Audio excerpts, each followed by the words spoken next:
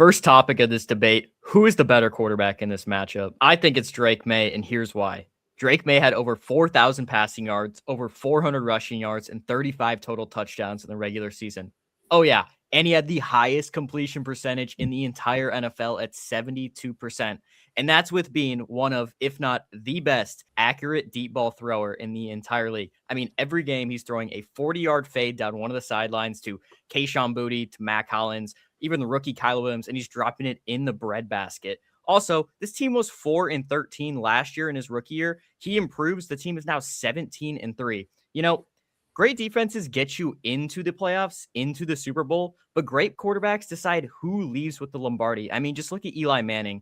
He wasn't the most elite quarterback at times, but when you look at those Super Bowls, he came out of his shell. He became an elite quarterback. He beat Tom Brady twice. Elite quarterbacks perform in elite games. That's what Eli Manning did. That's what Drake Maye is going to do. The best quarterbacks in the NFL are good at the boring. Checkdowns, throwaways, patience in the pocket. But in the Super Bowl, there has to be a play or two where a quarterback makes a spectacular play. I mean, can you remember one iconic Sam Darnold play?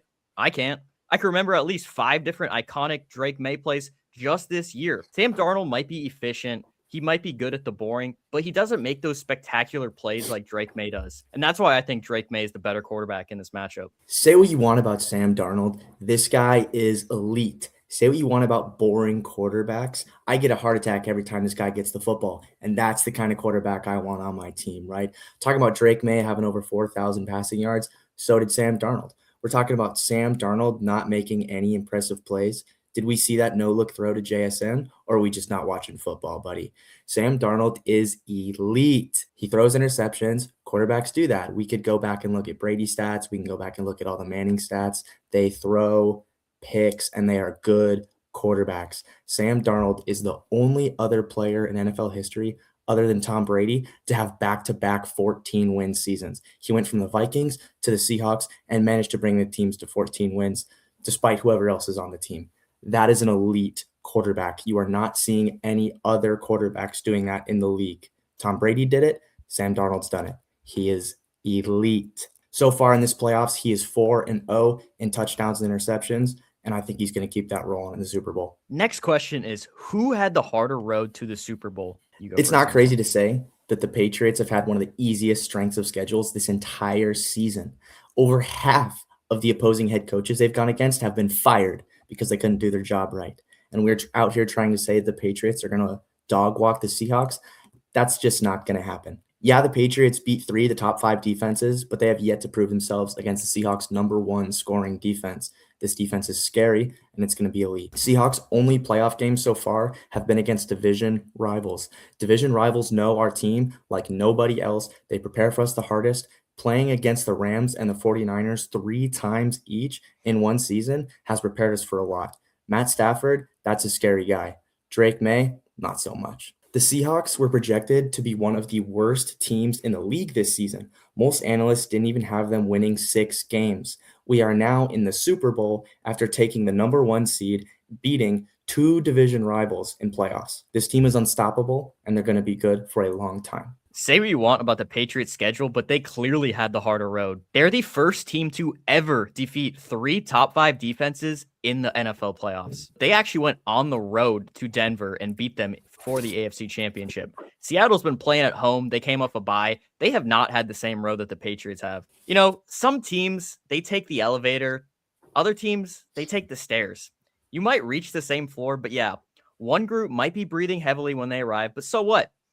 I think that matters at the top. You respect the guy who trekked up 10 flights of stairs and got his cardio in. You don't respect the guy that took the elevator with his fancy suit on and his coffee cup in hand.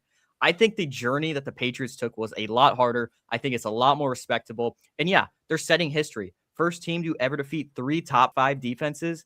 Never happened before. And oh yeah, you might want to say, oh, their offenses hasn't done this. Oh yeah, they played bad quarterbacks. This team has played in 2 blizzards if you've watched these games, okay? Not much is going on, but that's just a testament to how good this team is, how great their defense is, and how hard of a road it's been facing all these good defenses. I respect the team that beat Matthew Stafford to make it to the Super Bowl and not Stidham. The next question is, which Mike head coach is better, Mike Vrabel or Mike McDonald?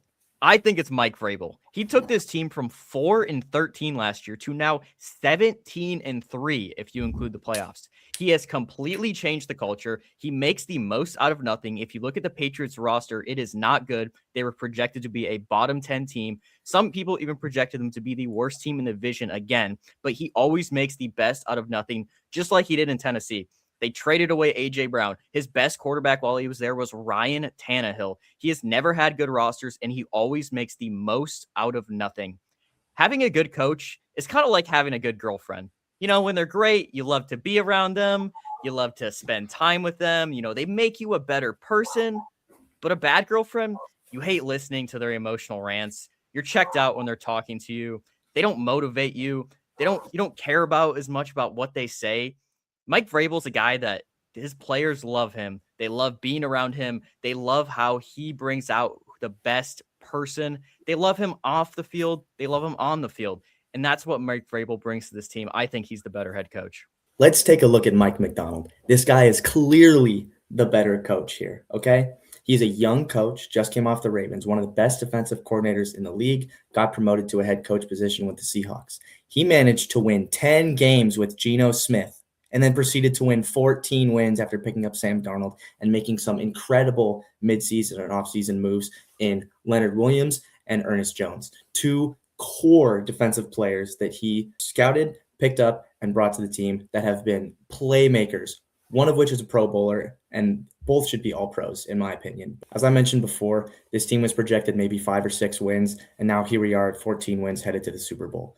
Mike has done as much as he possibly can for this team on the road to get here, and I feel like he has so much more to do being such a young head coach in the league. Next question is, which team's defense is better? I think this is the pretty clear answer to this question. The Seahawks defense is better. Are you kidding me? Number 1 scoring defense in the league. Number 1 in points allowed. They've allowed the fewest points per game, and they're averaging about 3.3 rush yards per carry. Everyone's been talking about the Patriots run defense, especially this guy right here, and they have over a yard more in yards allowed per game. It's incredible. Drake Maye is going to have to rely on his receivers because the Seahawks are going to shut down the run. I don't think Stephon Diggs is going to be able to keep up with Tariq Woolen. Seattle has a young secondary that's coming to play, and I think that they're going to take control of this football game. Listen, I'll give the Seahawks respect. Their defense is really good, but the Patriots defense is on a whole nother level in this playoffs. They have only allowed 28 points in total in their 3 playoff games. And you might say, yeah, they haven't played good teams. They haven't played good quarterbacks. They have forced 8 turnovers, okay? You might say they played bad quarterback, but 8 turnovers is unreal. This scheme, Mike Vrabel, his defensive mind. Oh, might I add, their defensive coordinator, Terrell Williams, has been dealing with prostate cancer, and he hasn't coached all season. They have an interim defensive coordinator, Zach Kerr, and he has been balling. You look at this defense, you look at what they've gone through, you look at the roster. I might give it to Seattle. Their roster on defense is better, but the Patriots defense has been playing better when it matters the most. How many points did the Seahawks let up against the Rams? I don't know, 27, 28, I don't know, whatever it was, it's a lot. That's how much the Patriots have allowed in 3 total games. The Patriots defense is balling. Their scheme is unreal, and their secondary is amazing. We all know they got Christian Gonzalez. He's their all-pro, Pro Bowl corner, one of the best, probably top 2 corner in the league. But as a unit, Carlton Davis, he had 2 picks against CJ Stroud. He's been balling on the other side. They forced the turnovers. They've had a pick 6. They had that fumble that should have been returned for a touchdown last week against Denver. This team creates havoc. They create turnovers. And after they allow that first drive, second drive, touchdown, they lock in. This has been a thing that's happened all season where the first or second drive of the game, they let up a long touchdown. You go, what the heck was that? And then boom, they barely allow, or they don't even allow a touchdown for the rest of the game. This Patriots defense has been unreal, and especially if Robert Spillane is healthy and they get Harold Landry back, who didn't play against Denver, only gives them more credibility. Defenses are kind of built in layers. They're not built in stars like you might see with Leonard Williams in Seattle. Like a good roof. If you have one leak in your roof, it ruins everything. Your bedroom, the bathroom, the living room, it all gets flooded. And while you might have an elite pass rusher, and that helps, coverage, depth, scheme, this matters more in a defense, and I think the Patriots bring that more to the table. If you enjoyed this, like, subscribe, and comment below your takes, and follow us on social media at The Fifth Quarter Media. Thank you for watching.